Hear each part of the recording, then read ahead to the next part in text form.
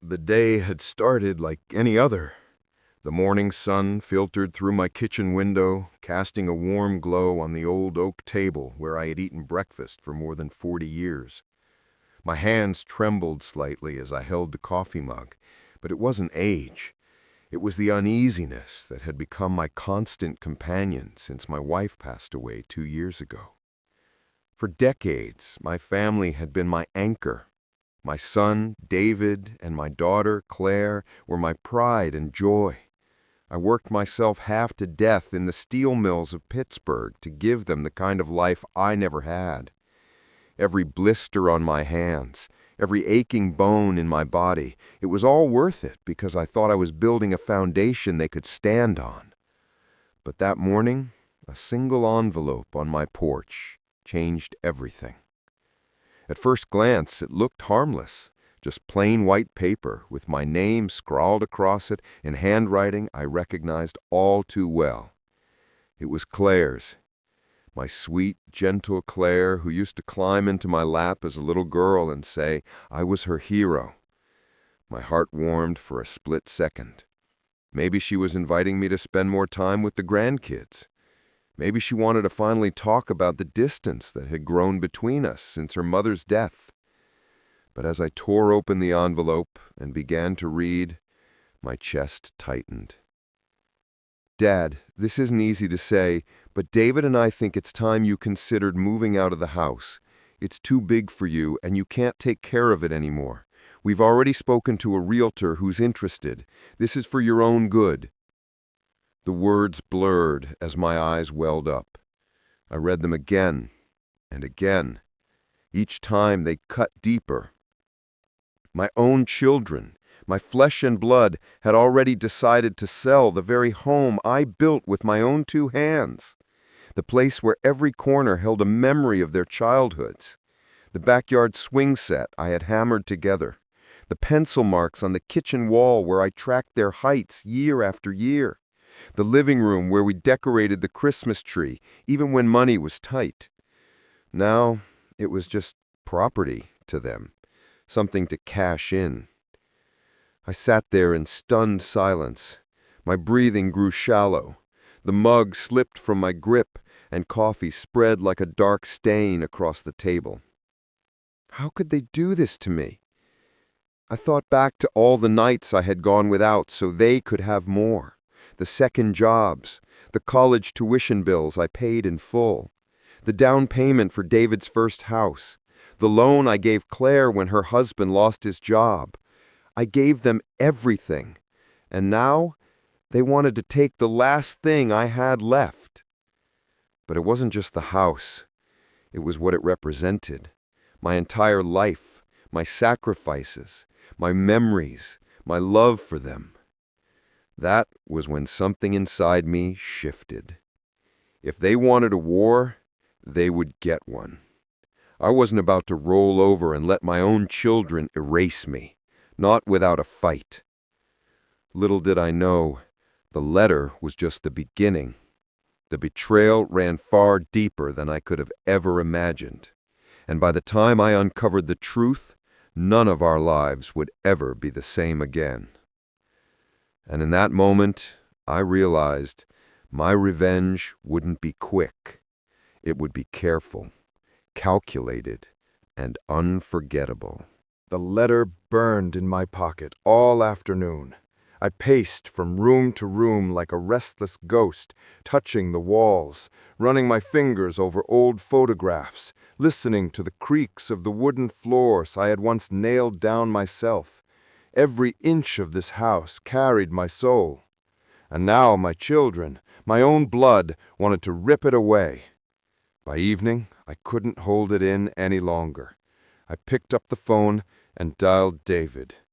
He answered on the 3rd ring. "Hey, Dad." His voice was casual, almost rehearsed. I cut straight to the point. "I got the letter." There was silence on the line, followed by a sigh. "I figured Claire's letter would get to you today. Dad, listen, this isn't meant to hurt you. We just think it's best." "Best for who?" My voice cracked. "You? The realtor? Certainly not me." He hesitated, then said, "You can't take care of the house anymore. You're 70. It's too much for you." Anger boiled in my chest. "So what? That gives you the right to make decisions behind my back? To treat me like I'm some burden to be managed?" "Dad, don't make this harder than it has to be," David replied. His tone had shifted, cold, firm, almost businesslike. "Claire and I already spoke to a buyer. It's a done deal." The words slammed into me like a hammer. "A done deal?" My grip tightened around the receiver. "You sold my house without asking me?" David stayed quiet, but the silence spoke louder than words. My throat tightened, and my vision blurred with rage. I slammed the phone down, my heart pounding. For the first time in my life, I felt like a stranger in my own family. But anger quickly turned to determination. That night, I pulled the old wooden chest from under my bed. Inside were decades of documents, mortgage papers, deeds, savings accounts, old receipts from every repair and upgrade I had made. Proof that this house wasn't just a structure, it was a monument to my life. And now, legally, it was still mine. I stared at the papers, my hands trembling. My children thought I was weak, too old to fight back. They thought they could push me aside quietly and pocket the money while I faded into the background. They were wrong, very wrong. Because if they wanted to play dirty, I could play dirtier. But as I sat there, surrounded by my life's history, in faded folders and yellowing papers, a darker thought crept in. If they had gone behind my back to arrange this sale, what else had they been hiding? And just as that question crossed my mind, the phone rang again. This time, it wasn't David. It was Claire. Her voice trembled as she whispered, "Dad, I need to tell you something before it's too late." My chest tightened. Too late for what? I clutched the receiver, waiting for her words. But what she said next nearly stopped my heart. Because the betrayal wasn't just about the house. It was about something far more sinister, and it had been going on for years. I pressed the receiver tighter against my ear. Claire's voice quivered on the other end. "Dad, I shouldn't even be calling you. David will be furious if he finds out." My stomach dropped. "Claire, just tell me, what's going on?" There was a pause, long, heavy, filled with the sound of her nervous breathing. Then the words came out in a rush. "David didn't just talk to a realtor. He's been draining your accounts, Dad, for months. He convinced the bank to let him co-sign on your savings, saying it was to help you manage your money. He's been pulling cash, big amounts. He used some of it to pay off his debts. The rest, I don't even know." The room spun. My knees nearly buckled, and I gripped the edge of the table to steady myself. My son, my own son, stealing from me. The letter about the house had been a betrayal, yes, but this was robbery. This was my blood taking advantage of my trust. "Claire, why are you telling me this now?" I whispered. "Because I can't keep lying for him anymore," she admitted, her voice breaking. "He pressured me to go along with it, said it was for your own good, that you didn't need all that money sitting around. But Dad, I see what's happening. He's bleeding you dry, and once the house is gone, you'll have nothing." Her words hit harder than any hammer at the mill ever had. I had worked decades for that money. Those savings were my security, my wife's legacy, my grandchildren's inheritance. And David was tearing through it like a thief in the night. Rage surged inside me, but alongside it came a chilling calm. I spoke slowly, deliberately. "Claire, listen to me. I need every detail, every withdrawal, every account. Can you get me proof?" She hesitated. "I think so. I still have access to some of the paperwork David left lying around. But Dad, if he finds out I told you—" "You let me worry about David," I said firmly. "You just get me those papers." For the first time in months, I felt my back straighten, my spine harden. They thought I was too old, too frail, too broken to fight back. But they had forgotten one thing. Age doesn't weaken resolve, it sharpens it. That night, I barely slept. I sat at my desk, staring at the documents I already had, replaying Claire's words again and again. Betrayal was no new in this world. I had seen it in the mills, in the union halls, even among so-called friends. But from your own child? That was a wound that cut to the bone. Still, wounds can heal. And scars, they tell stories. And I was about to write a story David would never forget. The next morning, I started making calls. To old friends, to lawyers I still knew from my working years, to people who understood the kind of fight I was about to wage. Because if David thought he could steal my money, sell my home, and leave me to rot, he was about to learn just how dangerous an old man with nothing left to lose can be. But just as I began planning my next move, another shock arrived. A knock on the door, a man in a crisp suit, holding a briefcase. "Mr. Harris," he asked, glancing at his clipboard, "I'm here to discuss the sale of your property." The sale was already in motion. The suited man lingered on the porch, his eyes flicking between my front door and the mailbox. My heart thumped in a rhythm I hadn't felt since my days negotiating contracts on factory floors. This wasn't just business. This was war. "Mr. Harris," I said, my voice steady despite the storm raging inside me. "I understand you're here about the sale of my property." "Yes, sir. I represent the buyer. We have the paperwork ready for signatures." He flipped open his briefcase, revealing a stack of forms. "Time is of the essence, and your signature is required today." I shook my head slowly. "I'm afraid I can't authorize any sale at this moment. There are complications." His brow furrowed. "Complications?" "You see," I said, stepping back to let him inside, "it appears there's been a misrepresentation of my finances." I gestured to the documents Claire had gathered.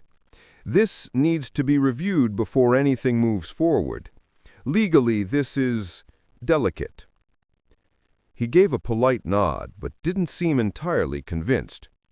"If there's fraud involved, sir, you need to act fast. Once the sale is finalized, it becomes nearly impossible to reverse." Exactly. And that was my plan. I wouldn't let David, or anyone else, get away with decades of work, memories, and security in a single signature. I set my chair near the fireplace, the flames reflecting off my reading glasses. The man perched in the armchair across from me, opening the forms as if he already believed victory was his.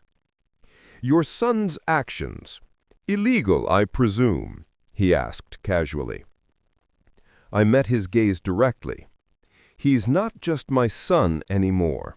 He's a man who thinks family can be measured in dollars, and right now the law doesn't know the half of it." The first call to my old lawyer was brief but electrifying. "Get me everything on David's transactions from the past 6 months, and see if you can freeze any movement on the house.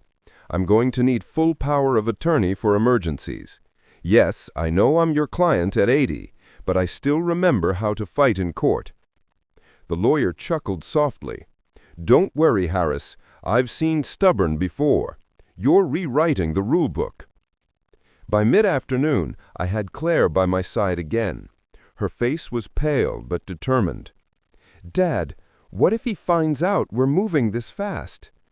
I smiled faintly. "Let him find out.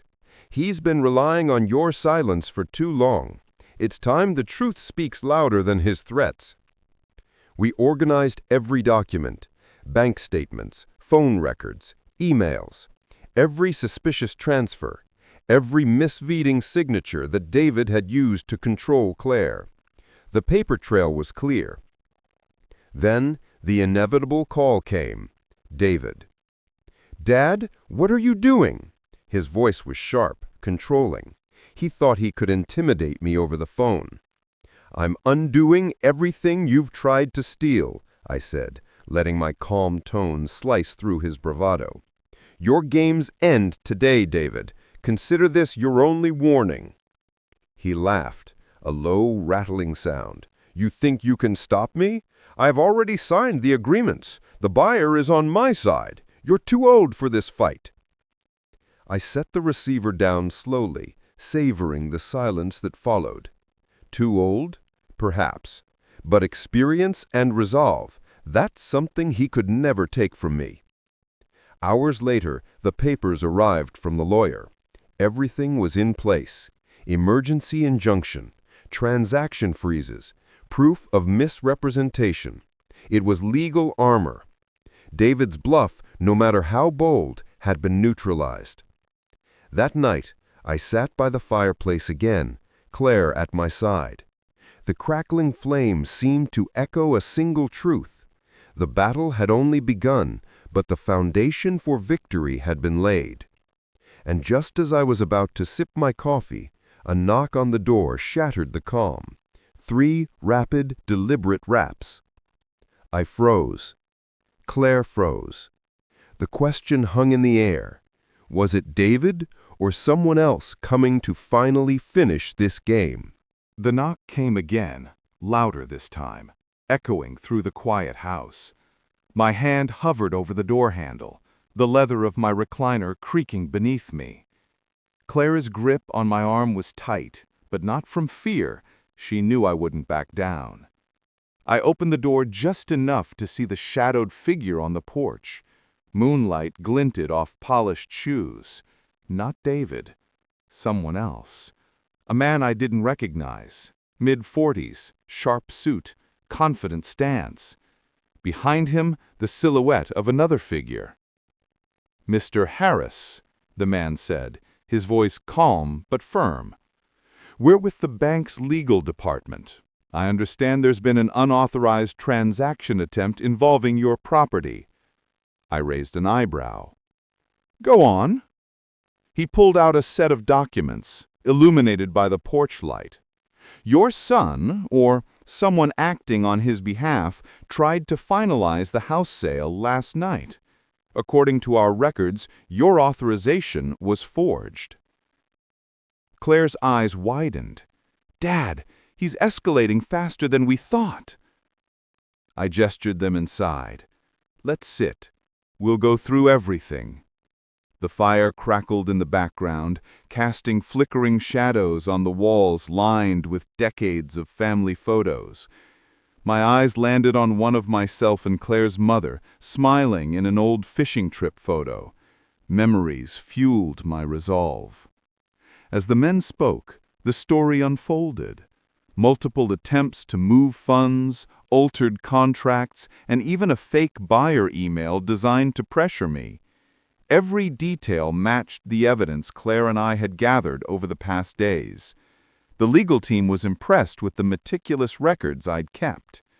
Then, a sudden realization hit me. David had someone on the inside, someone trying to make him untouchable. That explained the buyer and the sudden urgency at the porch earlier. He wasn't playing fair, but he was predictable. Claire leaned close. "Dad, what do we do now?" I smiled faintly. "We play smarter. Let's set a trap." The plan was simple, elegant, and necessary. We'd allow David to think he had control while we solidified our legal footing. Every phone call he made, every document he signed would now be monitored and countered in real time. Hours later, I found myself at the study desk, drafting a letter to the bank's board, detailing David's repeated misrepresentations and fraud attempts. Claire typed alongside me, her hands shaking with a mixture of fear and determination.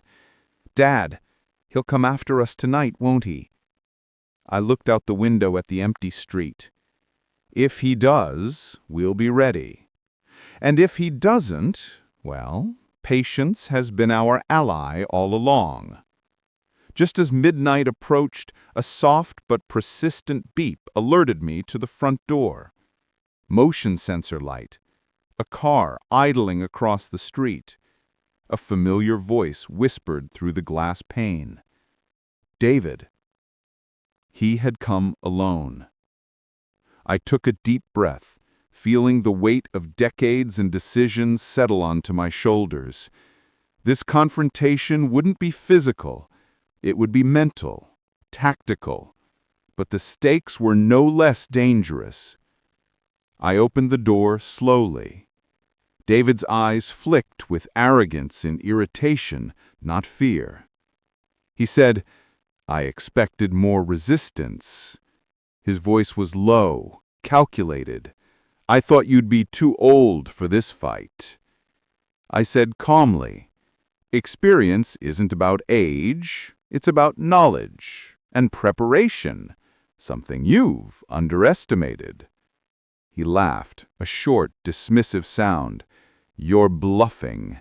You can't fight me legally or otherwise. The house, the money, it's all mine. And Claire." His gaze hardened, accusing. "She'll see reason. She always does." I stepped aside, allowing him inside but positioning myself strategically near the fireplace, my hands visible, calm, ready. "Sit down," I said quietly. "We'll go through everything. Every transaction, every signature, every threat you've made. And I promise the truth will come out." His jaw tightened. "You think you can trap me?" "I don't think. I know." Outside, the wind whispered through the trees, carrying the promise of a long night.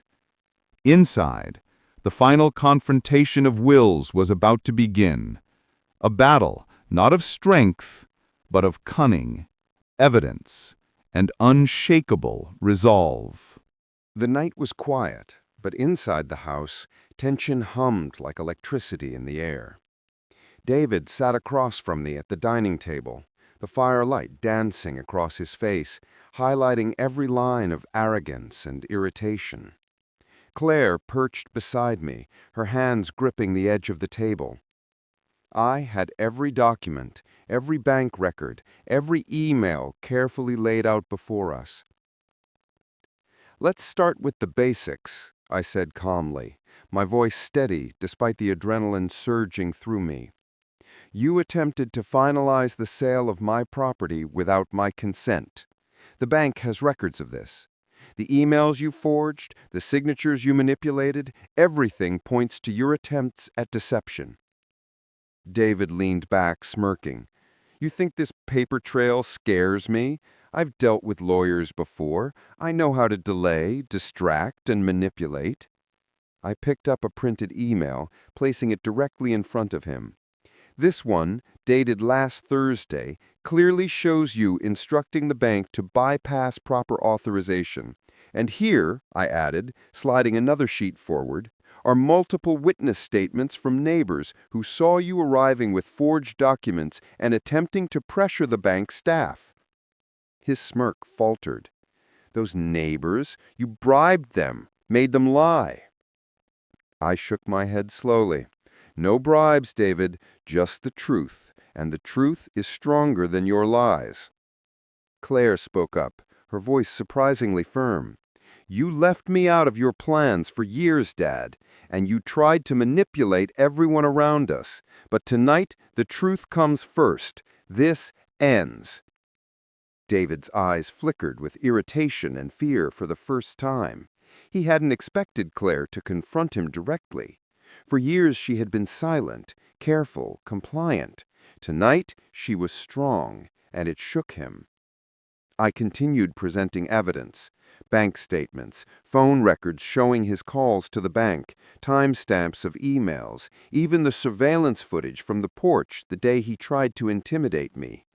Each piece added weight to the case, each layer stripping away his defenses. "You're overplaying your hand," he hissed. Even if all this is true, the house, the assets, your reputation, you'll still lose in court." I leaned forward, letting my calm resolve speak louder than words. "You underestimate patience, David. Evidence doesn't lie. Time doesn't lie. And the people who've been watching, including the officers who came here last week, won't lie either." For a long moment he said nothing, only staring at the papers with growing unease. I could see the mask slipping, his confidence cracking under the weight of undeniable truth. Claire reached over and held my hand. "Dad, he's finally realizing he can't control us anymore." I nodded. "Yes, and that's a start." Then the phone rang. It startled David, whose attention had been fully on the documents. Claire answered, her face lighting up. Yes, this is Claire. He's here. Yes, everything is ready." She hung up and turned to us. "The bank's legal team confirmed. They're sending an officer to finalize the freeze on all accounts and transactions. Any attempt by David to move assets from now on will be blocked immediately." David's color drained from his face. "You think you've won?" he snarled. "This isn't over. I'll fight this in court. I'll ruin you." I smiled faintly, almost kindly. "You're welcome to try. But you underestimated one thing: family, loyalty, truth, and the patience to wait until the evidence could do its work." His jaw tightened, and he arose abruptly. "This isn't the last you've heard of me." I didn't flinch. "Perhaps. But tonight the victory isn't mine. It's Claire's. It's the truth's. And it's about time you realize that control through fear ends here." He stormed out, slamming the door behind him. The night fell silent once more. Claire exhaled slowly, relief and exhaustion mingling on her face. I poured us both a cup of coffee.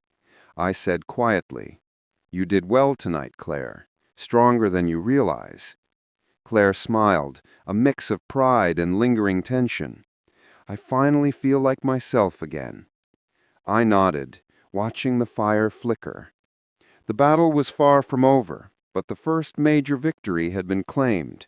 David's arrogance and manipulation had been exposed, and for the first time in years, I felt a sense of calm settle over the house, a calm earned through preparation, courage, and the unwavering determination to protect family.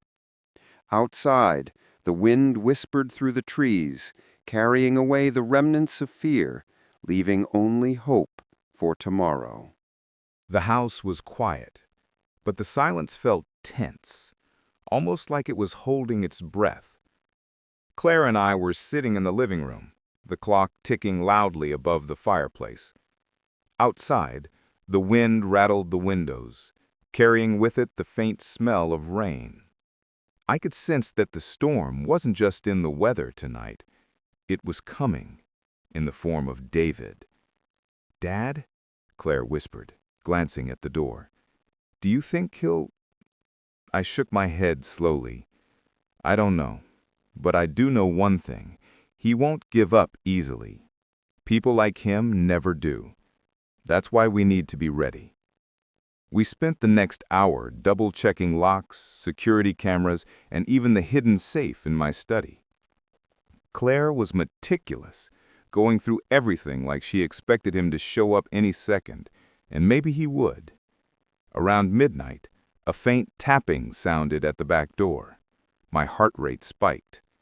"Claire," I said softly, "stay here. Don't go outside." I crept toward the sound, careful to keep my phone in my pocket. The tapping continued, deliberate, almost mocking. My hand rested on the door handle. I peeked through the window and saw nothing. Just the shadows of the old oak trees moving in the moonlight.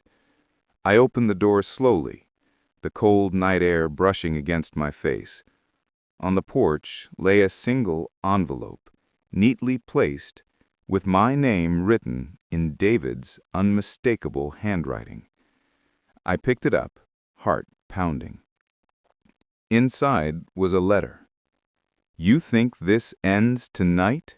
You've only delayed the inevitable. One misstep, and everything you've built for Claire, for your family, will crumble. Sleep well while you can. A chill ran down my spine. David had crossed a line. This was no longer just manipulation or threats over the phone. It was personal. I turned back inside, holding the letter in one hand and Claire's reassuring grip in the other. "He's dangerous," I said quietly, "and he knows we're cautious. But threats like this, we can't ignore them." Claire's eyes widened, but she nodded firmly. "We'll be ready. Together." The next morning, I contacted the local police precinct. They advised installing temporary patrols around the house and recommended that we file a formal harassment complaint.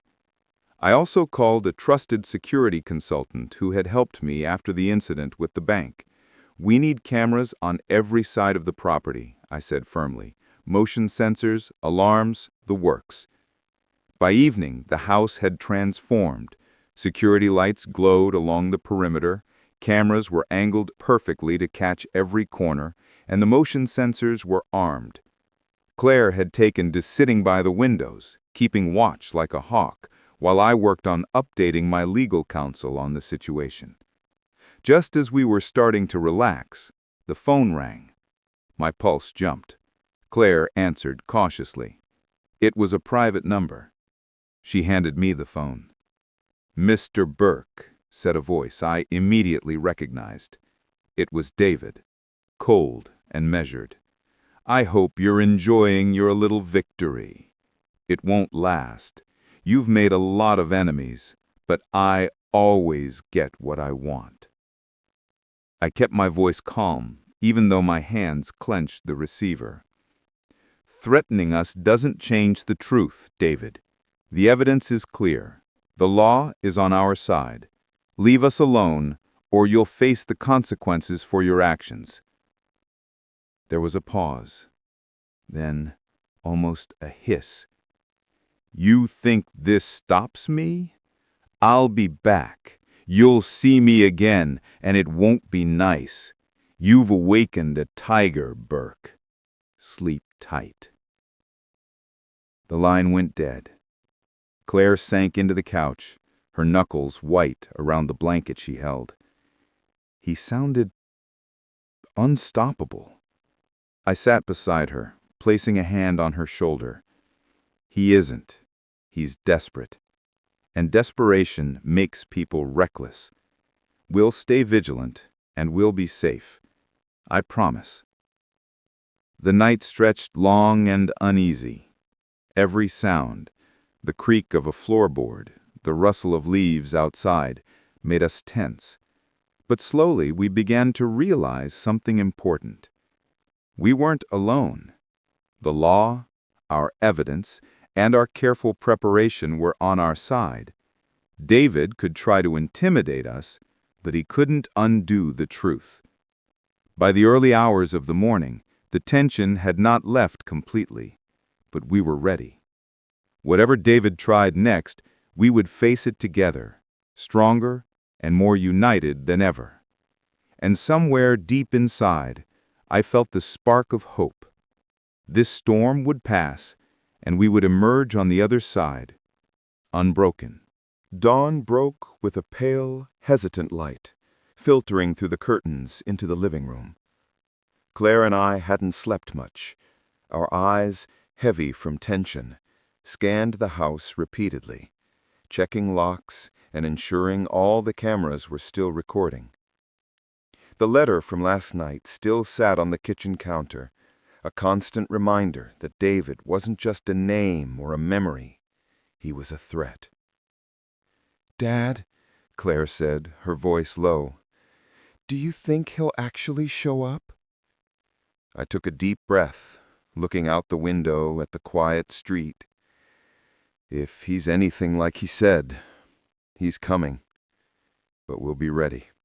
He won't catch us off guard. We spent the morning reinforcing the house. I moved furniture in front of certain windows, made sure all the doors had secondary locks, and double-checked the alarm system. Claire worked alongside me, her hands steady, but her eyes betraying the anxiety she tried to hide. By mid-afternoon, I decided to step outside to inspect the yard. I wanted to ensure there was no easy access for anyone trying to sneak in. The crisp air hit me, and I felt a small sense of relief. It was a normal day, at least outwardly. Birds chirped, neighbors mowed lawns, and the world continued, oblivious to the storm about to descend on us. Then I saw it. A dark van parked across the street, its windows tinted so heavily they reflected the sun like black mirrors. I froze. My instinct screamed that this wasn't a coincidence. The van's engine was off, but the shadowed figure inside was unmistakable. David. I retreated inside quietly, closing the door behind me. Claire noticed my pale face. "Dad?" "He's here," I said, forcing calm into my voice. "And he's watching." I called the police immediately, giving them the van's description and license plate number. The dispatcher assured me officers were on their way, but I knew it would take time. Meanwhile, David's presence alone was enough to make the house feel like a trap. Hours passed. The van didn't move. I refused to let Claire see how rattled I was, so I occupied us with household chores, tidying, organizing, even baking some bread to keep our minds busy. But the tension was a constant hum in the background, like an electric charge in the air. Around 5 in the evening, the doorbell rang, a single, deliberate chime that made my heart jump into my throat. I motioned Claire to stay back. Peeking through the peehole, I saw David, calm and smiling in that unnerving way he always did. I didn't answer. Instead, I called the police again, updating them. He's at the door, and he's not alone this time.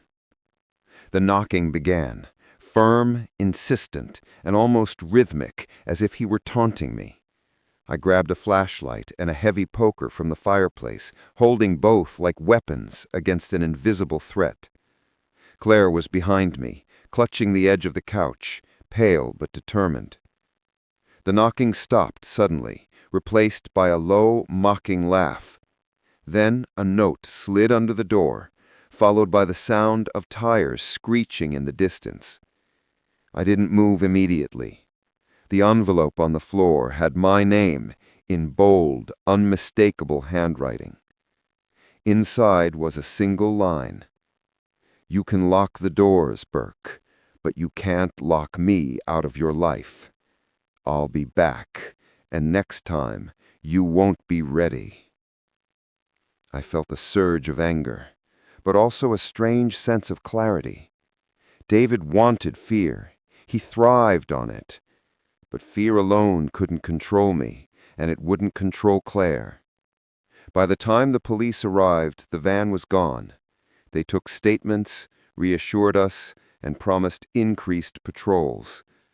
Still, the incident left a residue of unease that neither Claire nor I could shake. That night, we sat together in the living room, lights dimmed, but the fire crackling steadily. "Dad," Claire said, "what if he comes back? What if, next time, it's worse?" I held her hand firmly. "Then we face it, together. We've survived threats, intimidation, and lies. This is just another test, and we will pass it, because we have the truth, and we have each other." The night stretched long and uneasy, but for the first time since David's threats began, I felt a steely resolve. This wasn't about fear anymore. It was about standing firm. And I knew that the next encounter, whenever it came, wouldn't break us. It would prove just how strong we had become. The night after the note arrived, sleep was a fleeting memory. Every creak of the house made me sit upright. Every distant car horn felt like a signal of impending danger. Claire had finally dozed off on the couch, exhausted from the day's terror. But I remained in the living room, staring into the dying embers of the fireplace. The house, which had always felt safe, now seemed fragile, an illusion easily shattered by the presence of David. I decided to check the perimeter once more. Flashlight in hand, I moved quietly through the house, ensuring doors and windows were locked. That's when I noticed it. A shadow flickering against the curtain of the guest room window. My heart skipped a beat. David had returned. I froze, listening. The shadow didn't move like an ordinary person. There was a deliberate rhythm to it, almost theatrical, as if he wanted me to see him.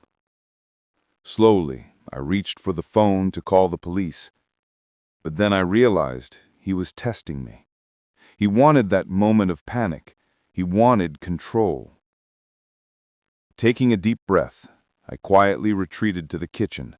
I needed a plan, something decisive, something that would protect Claire and myself, but also make David realize that intimidation wouldn't work anymore. I gathered supplies, pepper spray, a baseball bat, and the emergency alarm system remote. I placed them strategically near the front and back doors. My mind raced. David was clever, patient, and cruel, but he underestimated one thing. We were no longer vulnerable children. We were prepared. Hours passed. The shadow disappeared as mysteriously as it had appeared, leaving behind only the echo of fear. I finally allowed myself a moment to breathe. I sat down with a notebook and began writing a list of contingencies. If he returns, stay inside, call police immediately. Never engage alone. Always keep Claire and myself together. Document everything for evidence. The next morning, Claire woke me with a start. "Dad," she whispered, "someone's in the driveway." I rushed to the window. A car idled just outside the gate. A man stepped out, tall, broad-shouldered, and unmistakably David. My stomach tightened, but I steadied myself. Claire and I retreated to the living room, locking the doors behind us. I called the police, providing the description and plate number once again. "They'll be there soon," the dispatcher assured me. I could hear Claire's shallow breaths beside me, the tension in the room almost suffocating. Then I heard the first knock. Soft, almost casual, like a predator testing the waters. I grabbed the bat, my hands steady despite the adrenaline. "Remember," I said quietly to Claire, "stay behind me. We've got this." The knocking escalated, becoming urgent and forceful. Then came a voice, low, mocking. "Burke, open up. I know you're in there. Don't make this harder than it needs to be." I took a deep breath. "This ends tonight," I whispered to myself. Then I shouted toward the door. "Police are on their way. Leave now or face consequences." David's laughter rang out, chilling and confident. But this time I wasn't trembling. This time I wasn't scared. I knew the authorities were coming, and I had a plan. I grabbed the bat, positioning myself by the door with Claire behind me. The minutes stretched like hours. But finally, the flashing lights of the police cars illuminated the street. David's engine roared as he attempted to flee, but 2 patrol cars blocked the exit. Officers shouted commands, and within moments, David was surrounded. I watched him, a mixture of anger and relief washing over me. This time he didn't have the upper hand. This time we were ready. Claire exhaled, a trembling laugh escaping her lips. "Dad, you did it. You kept us safe." I placed a hand on her shoulder. We kept each other safe. That's what matters. Fear doesn't control us anymore. As the officers led David away, I realized something profound. We had crossed a threshold. We weren't victims. We weren't helpless. We were survivors. And the shadow that haunted our nights had finally been chased away. For now. The fire crackled again in the living room, warm and steady. Claire and I sat together, the weight of the past days slowly lifting. Tomorrow, we would begin rebuilding the sense of normalcy that David had tried to steal. But tonight, we simply survived. The morning after the confrontation, the neighborhood seemed deceptively calm. Birds chirped, the sun glinted off frost-covered lawns, and mail carriers moved along familiar routes, oblivious to the turmoil that had invaded our lives just hours before. But inside the Burke residence, the tension was palpable. Claire moved cautiously through the kitchen, her eyes darting toward every locked door and window. I had done the same, double-checking every bolt, every latch. We both knew David wasn't finished. That man thrived on control, on fear. Losing yesterday's battle only fueled his obsession. It was only a matter of time before he tried another way to assert dominance, this time more cunning, more unpredictable. I decided it was time to take proactive measures. The front gate, which had always been ornamental, would now serve a critical role. With a series of locks, chains, and alarms, I transformed it into an impenetrable barrier. Every potential entry point into the yard and house was reinforced. Claire watched as I worked, a mix of awe and apprehension in her eyes. "Dad, are we overreacting?" she asked softly. I shook my head. "No, we're being prepared. Fear is a tool he uses. We're taking it away." Hours later, the sound of tires crunching on gravel echoed down the street. My heart skipped. I rushed to the window and saw a familiar car, dark and menacing, slowing at the entrance. David. He hadn't given up. My fingers tightened around the window frame as I watched him circle the property, pretending casual observation while actually looking for weaknesses. Claire was behind me, tense, holding her phone tightly. "Should I call the police now?" she whispered. "No," I said. "Let's see what he does first. We're ready this time." Minutes stretched into what felt like hours. Then David stopped at the gate, frowning. He reached into his coat, and for a moment panic surged through me, but I saw what he held. Tools for picking the lock. He wasn't planning to confront us directly. He wanted to sneak in. That was his method, subtle and manipulative. But he underestimated me. I activated the alarm system remotely. A blaring siren split the quiet morning, and lights flashed across the yard. David froze, caught off guard. Before he could react, I grabbed the emergency radio and contacted the local precinct.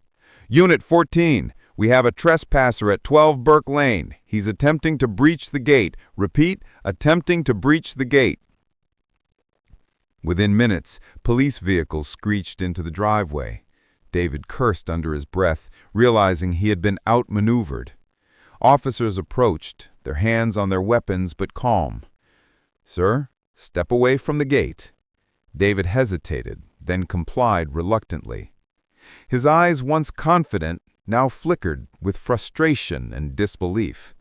He had been so sure of his plan, so confident that fear would still work on us. But he had forgotten one thing. Preparation and courage trump intimidation every time. After the officers secured the scene, I let out a long, shaky breath. Claire wrapped her arms around me, relief flooding her features. "Dad, you did it again. You saved us." "No," I said, shaking my head. "We saved ourselves. Together." That evening, as the sun dipped below the horizon, casting long shadows across the yard, I sat with Claire on the porch. The house was quiet, peaceful, but the memory of David's shadow at the gate lingered. We knew the battle wasn't over, but we also knew we could face whatever came next, armed with preparation, courage, and each other. The lesson was clear. Fear only has power when you allow it, and we were done allowing it to control our lives. As I sipped my coffee, I felt a sense of calm, hard-won and deserved. Tomorrow would bring new challenges, but tonight we had won another victory, and in that victory, I realized something important. Resilience isn't about never being afraid. It's about acting despite the fear. The night settled in, stars glimmering faintly above, and for the first time in days, I allowed myself to hope that maybe, just maybe, this nightmare could end. The morning sun filtered weakly through frost-streaked windows, casting long, pale shadows across the Burke residence. Claire was already at the kitchen table, sipping her coffee, her eyes scanning the headlines on the newspaper. I joined her, but the unease I felt yesterday lingered. David hadn't given up. He was just biding his time. Then, a sound. A soft thud at the mailbox made us both tense. I moved slowly toward the door, keeping my movements calm, calculated. Claire stayed behind, gripping the edge of the table as if it could anchor her against the rising tide of worry. I opened the mailbox and found an envelope, unmarked except for my name scrawled across the front in hurried handwriting. My pulse quickened. The handwriting was unmistakable. David. I tore it open carefully, aware that he thrived on manipulation, on fear. Inside was a single sheet of paper with a cryptic message. You can't protect them forever. One misstep, and everything you love will be gone. Tick-tock, Mr. Burke. Claire gasped behind me, and I felt a surge of anger that mingled with fear. This wasn't just intimidation, it was psychological warfare. David was testing boundaries, trying to break us without setting foot inside the house. We need to stay calm, I said, voice steady, though my hands were trembling slightly. He wants a reaction. Don't give it to him. Claire nodded, though I could see the tension in her shoulders. But what if he escalates? That's why we're ready, I said, moving to the security console. Cameras covered every corner of the property. Motion sensors, alarms, automatic locks. They weren't just tools, they were shields. We had spent days turning this house into a fortress, and now it had to be more than that. It had to be a statement. We would not be intimidated. The day passed with the quiet hum of vigilance. Every shadow, every rustle of leaves felt amplified. When the mail carrier dropped off the afternoon deliveries, I intercepted them before Claire could open anything. All seemed normal, yet nothing felt normal anymore. Late in the evening, I heard the faintest creak outside the living room window. I froze, listening. Another moment, another slight movement, then nothing. My instincts told me to stay put, to wait for confirmation before reacting. Claire, sitting beside me, sensed the tension. "Dad, should we call the police?" "Yes, but quietly," I said. I reached for my radio and spoke into it in low tones, informing the local precinct that we were monitoring unusual activity around the property. Unit 14, possible surveillance by David Green, no breach yet, keeping watch. Minutes later, I caught movement on the camera. David, lurking near the tree line, barely visible, surveying the house. My stomach tightened. He wasn't here to confront us. He was here to scare us, to probe our defenses. He hadn't learned his lesson yesterday. I signaled to Claire. "Stay inside. Don't make a sound. We observe. We document. We act if necessary. But do not engage." Hours dragged. The tension was suffocating, the air heavy with anticipation. Then the phone rang. My hands clenched around the receiver. The caller ID read, "Unknown." My heart raced. "Hello?" I said, keeping my voice calm. "You can't keep hiding, Burke. One slip, and you'll regret it." Then the line went dead. Claire gasped behind me, and I felt a surge of anger that mingled with fear. This wasn't just intimidation, it was psychological warfare. David was testing boundaries, trying to break us without setting foot inside the house. "We need to stay calm," I said, forcing myself to remain composed. "Yes, he is, but that doesn't mean we stop living. Fear only has power if we let it." We spent the rest of the night reinforcing our routines. Extra locks on windows, checking cameras, ensuring emergency contacts were ready. I even called a few trusted neighbors to keep an eye out, giving them a vague explanation about a recent security scare. No details, just vigilance. As I lay in bed later, staring at the ceiling, I realized something. David's threats were more than intimidation, they were desperation. The man had lost control, and losing control made him dangerous. But he hadn't accounted for one thing: a family that would stand together, prepared and unyielding.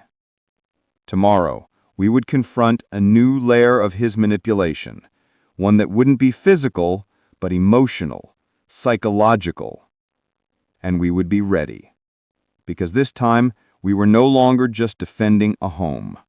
We were defending our lives, our family, and the peace we had fought so hard to reclaim.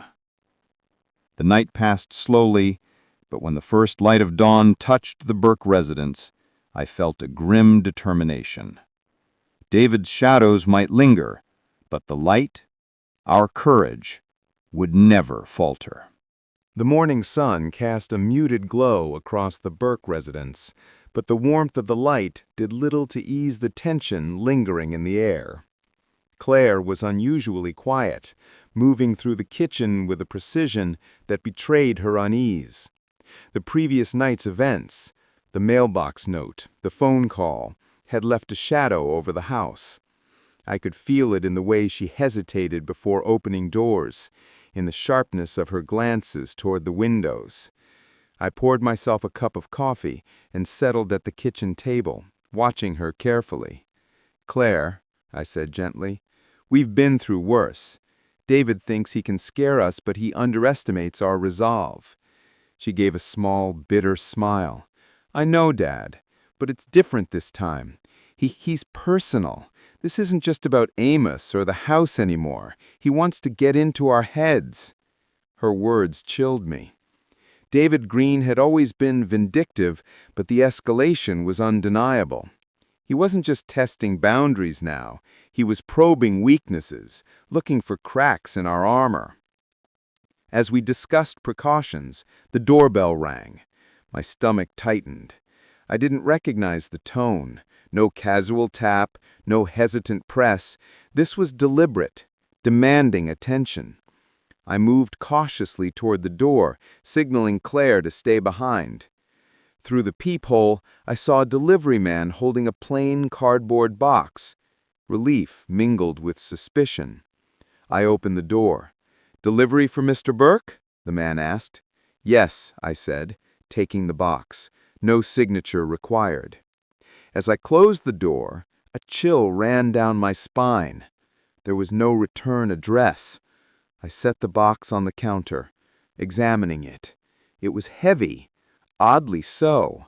My instincts screamed at me to be careful. "Open it," Claire whispered, eyes wide. I slowly unsealed the tape, peeling back the flaps. Inside was a small black envelope. I opened it with deliberate caution, unfolding a letter inside. "You think you're safe, but safety is an illusion. Watch what you love crumble if you continue to defy me. D." The letter was cold, calculated, and underneath it, folded neatly, was a small vial filled with a clear liquid. My heart skipped a beat. Whoever sent this wanted fear, wanted control. "Dad, what is it?" Claire asked, her voice trembling. "I don't know yet," I said, keeping my tone calm, "but it doesn't matter. He's testing us, trying to provoke panic. That's the point. We stay calm, we document, and we don't react emotionally." We called the police immediately, reporting the threatening package. They arrived within the hour, handling the vial carefully, taking photos and securing the evidence. Their faces were grave. "Mr. Burke, this is serious. We'll need to investigate immediately. This could be considered a criminal threat." I nodded, feeling a mix of anger and grim satisfaction. David had crossed a line, and this time the law was firmly on our side. Hours later, the tension didn't ease. Claire couldn't focus, constantly checking doors and windows, flinching at every sound. I tried to calm her, guiding her through breathing exercises, reminding her of our security measures. "We've prepared for this. He can't enter, and we're documenting everything. That's the best defense." But the emotional strain was taking its toll. When Amos came home from college prep work, he sensed the tension instantly. "What happened?" he asked, dropping his backpack and moving toward us. I handed him the threatening note and the report from the police. "David Green has escalated, Amos. This is a test of our resolve. We can't let fear dictate our actions." Amos looked pale but resolute. "Then we fight it together," he said quietly, echoing the same courage I had felt in him months ago. That night, as the house settled into an uneasy quiet, I sat in the living room, Claire beside me, Amos across the room with his guitar resting on his lap. Every creak of the old house, every gust of wind against the windows felt amplified. But despite the fear, a subtle shift had occurred. We were no longer victims of David's manipulation. We were a united front. And yet, as I glanced at the letter and the ominous vial, I knew one truth. The next move would be his most dangerous yet. The storm was coming, and we had no choice but to stand our ground. The following morning was deceptively calm. Sunlight spilled into the kitchen, illuminating the small cracks in the paint and the warmth of the old wooden table. But the tranquility was fragile, like a thin layer of ice over dark, churning water. I could feel it, the sense that today the game was about to change. Claire moved with quiet determination, organizing files, making sure all doors were locked, and checking the security cameras. Amos, surprisingly, offered to help. "I can handle the cameras, Grandpa," he said, sliding his laptop onto the counter. He wasn't just being helpful, he was taking responsibility, stepping into a role I hadn't seen him claim before. The boy had grown fast in the last few months, shaped by fear, love, and now courage. I poured myself a cup of coffee and leaned against the counter, eyes scanning the front door. "He's coming," I murmured. Not a guess, an intuition born from months of anticipating David Green's moves. Sure enough, mid-morning, a shadow passed the front window.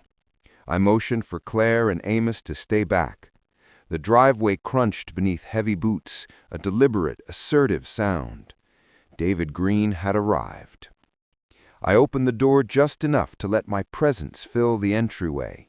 He stepped forward, eyes cold, calculating, but there was a flicker, a shadow of doubt lingering behind his arrogance. "Burke," he said sharply, voice dripping with accusation, "I've come for what's mine. That boy belongs with me." "No," I said, my voice steady. "Amos is safe here, with people who care for him, not with someone who punishes children for burning a turkey or sitting in the cold." David sneered. "You think you're a hero? You think the law will protect you?" I held my ground, silently counting steps, measuring distances. This wasn't just a confrontation of words. It could turn physical if I wasn't careful. But I had something he didn't: control over the environment and the moral certainty of truth on our side. Suddenly, Amos stepped forward, guitar still in hand. "I'm staying here," he said firmly, his voice louder than I expected. "You don't get to control me anymore. You can't scare me." David's jaw tightened. Rage flashed across his face, but he masked it with a forced, bitter calm. "You're being manipulated. Your grandfather is poisoning your mind against your own family." Amos shook his head. "No, Grandpa and Mom are protecting me. You're the one who's been cruel. I won't let you do it anymore." Claire emerged from the kitchen, placing herself beside Amos. "We've documented everything," she said firmly. "Every note, every phone call, every incident of abuse. You don't get to intimidate us." David laughed, but it was hollow, brittle. "So what, you think calling the cops will stop me? You think I care?" Just then, the sound of sirens in the distance made him pause. I had made sure the police were on alert, knowing that David's desperation would push him to act recklessly. He glanced toward the street, realizing the net was closing in. "You're finished, David," I said calmly, stepping fully into the doorway. "Your threats, your control, your fear tactics, they're over. Now it's time to answer for what you've done." The tension crackled like electricity. For a moment, I thought he might lash out, but then the reality set in. He was alone, surrounded by law, facing the undeniable truth of the evidence and the resolve of the family he tried to dominate. He backed down, lips pressed into a thin line, and muttered something under his breath before retreating to his car. Within minutes, police cars arrived, officers taking him into custody without incident. The confrontation was over, but the emotional impact lingered. I closed the door behind the officers and turned to Amos and Claire. Relief washed over me, tempered by exhaustion. "It's done," I said simply. "You're safe now." Amos hugged me tightly, the kind of embrace that only comes from knowing your world has shifted from fear to security. Claire joined me, wrapping her arms around both of us. For the first time in years, the house felt whole again. Not because the threat had ended, but because we had stood together, faced it, and survived. The unity, the love, the courage of our family had won. That night we sat together by the fireplace, quiet but connected. Amos strummed a soft tune on his guitar, the notes floating through the room like a promise. Claire and I exchanged a look, a silent acknowledgement that no matter what challenges came next, we had built something unbreakable, a family bound not by fear, but by truth, courage, and love. And for the first time in a long while, I slept peacefully, knowing that the darkness had passed, and that the light of this home, this family, would endure. The morning after the confrontation felt like a different world. Sunlight poured through the kitchen windows, hitting the polished wooden table where Amos sat with his coffee, quietly reviewing his college paperwork. The house no longer carried the weight of tension, fear, or secrecy. Every corner seemed to breathe relief, and for the first time in years, I felt the peace that Martha's presence had always brought, even in her absence. Claire moved through the kitchen with purposeful calm, placing plates on the table and humming softly. It was a small sound, but in its steadiness I could hear the strength she had gained. Amos glanced up from his documents, smiling for the first time without hesitation. That smile wasn't just for me, it was for himself, the boy who had spent too many years living under someone else's control. "Grandpa," Amos said, voice bright, "I think I'm ready to talk to my counselor about changing my major." He set down his pen and looked at me with determination. "I want to help other kids like me, who are stuck in situations they can't escape from." I nodded, pride swelling in my chest. "That's a brave decision, son. Using your experience to help others, that's a real gift." Claire set a cup of coffee in front of me, giving me a reassuring nod. "He's right. He's found his voice, and now it's time to let him use it."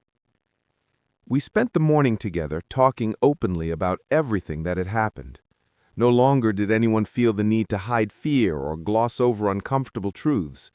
Amos spoke about the isolation, the small cruelties, and the long stretches of doubt he had endured. I shared stories of Martha, memories meant to remind him of the love and resilience that ran through our family. Claire listened, her expression shifting between sorrow and hope, understanding finally that protecting Amos meant empowering him and herself. By midday, we moved outside to the garden. Spring was slowly waking, and the soil felt soft and welcoming under our hands. Amos and I worked together to prepare Martha's vegetable patch. Each seed we planted seemed symbolic, a tiny promise of growth, renewal, and second chances.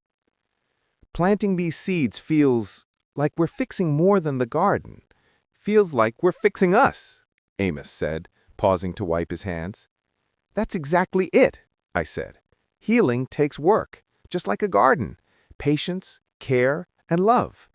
And sometimes you have to pull out the weeds, old fears, old hurts, before the good things can grow." Claire, kneeling nearby, smiled softly.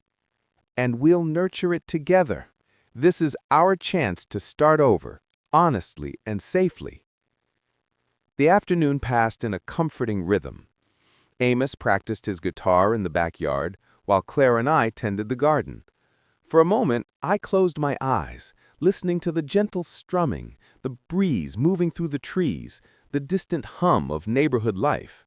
It was ordinary, yet extraordinary. The ordinary peace of a family finally whole. Later, as we gathered for dinner, the air in the house felt warm and familiar again. We laughed over small stories, shared thoughts about the future, and even teased Amos about burning the turkey last Thanksgiving. The humor wasn't bitter, it was healing. Before bed, Amos joined me on the back porch. The night sky was clear, stars twinkling with their quiet brilliance. "Grandpa," Amos said softly, "do you think things will ever go back to normal?" I looked at him, seeing the reflection of hope in his eyes. "Son, we've created a new normal, one built on truth, love, and respect. That's better than normal ever was." Amos leaned back, strumming a few gentle chords. I watched him, thinking about the long road that had brought us here. Fear, confrontation, tears, and courage. And now, for the first time in a long while, there was hope, a feeling steady and certain. In that quiet moment, I realized something profound. Family isn't just about shared blood. It's about showing up, protecting, nurturing, and forgiving. It's about being present when it matters, standing together when the world is against you, and letting love guide the way. As we went inside, the house felt alive again, not because of what it held, but because of who was inside it. Our lives were far from perfect, but the broken pieces were finally being rebuilt. And that, I thought as I glanced at Amos and Claire, was everything that truly mattered. The morning light filtered through the blinds, casting soft stripes across the kitchen floor. The aroma of fresh coffee and sizzling bacon filled the air. For the first time in years, the house felt alive, not just with activity, but with a sense of safety and belonging that had long been missing. Amos sat at the table, reviewing his college acceptance letters once more. Each letter, each scholarship offer, each opportunity was a testament to his perseverance and resilience. "Grandpa," he said, looking up with a grin, "I can't believe it! Full scholarship to Ohio State! They're actually paying me to go to school!" I smiled, feeling a lump rise in my throat. That's what happens when talent meets hard work and courage. Your grandmother would have been proud. Claire placed a stack of pancakes in front of him, her hands steady but her eyes shimmering with pride. "And I'm proud too," she said softly. "Seeing him finally safe, confident, and happy, it's more than I ever hoped for." We ate together, the conversation light and easy. Amos talked about his plans for the summer, his guitar practice, and the talent show he and his friend Jake were preparing for. He was no longer the timid, fearful boy who had hidden in corners and obeyed under duress. He was a young man ready to face the world with courage and purpose. After breakfast, we moved to the backyard. Spring was in full swing, and Martha's garden was blooming as if it had sensed the return of laughter and hope to the house. Amos helped me adjust the trellis for the tomatoes, while Claire arranged fresh flowers along the porch. The day was ordinary, yet for us it was extraordinary. A celebration of survival, of truth, and of the bonds that had weathered storm after storm. "Grandpa," he said quietly, "I've been thinking about my future. I know I'm going to study engineering first, but I still want to help other kids.